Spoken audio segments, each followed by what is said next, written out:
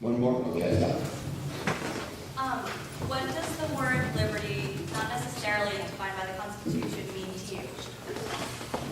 But not necessarily defined by the Constitution, what sort of philosophically. I think liberty, it's a good question. Philosophically means you're free to do what you want as long as it doesn't hurt other people. In my other book, I wrote a book about this. I said, really, there are two, and you can. I just got finished reading a pretty good book that somebody in Europe is collecting about 15 different views in answer to your question. So it's unlikely to have a simple answer. It's likely to be something people differ about a lot. But in this, I wanted to make a distinction which people do sometimes forget. And if you really go back to Greece and Rome, their idea of liberty was that people like you or me or ordinary citizens would have a share in the power of deciding things for the government.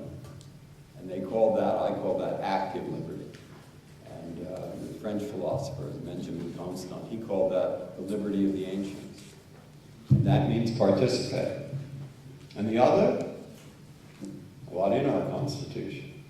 The other is that there are realms and areas of human life where the government shouldn't interfere. It shouldn't stop your expression. You want to say something. But beware, none of these things is absolute. And so we have to have as much as possible, and what is possible leads to a lot of legal cases and a lot of arguments with your parents and a lot of arguments with your school teachers and others. That's freedom of speech, expression, freedom from being put in prison without good cause and a fair trial. There are a lot of those listed in the Constitution. So, you want the answer to that? You're not going to get one in 3 minutes, but you can read. You can read the Constitution itself.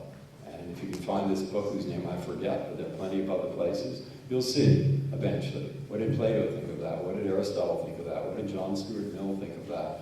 What did Tocqueville think of that in the United States? What did Franklin think of that? What did Madison think of that? What did Hamilton? You see, I'm trying to divert the question from myself to others.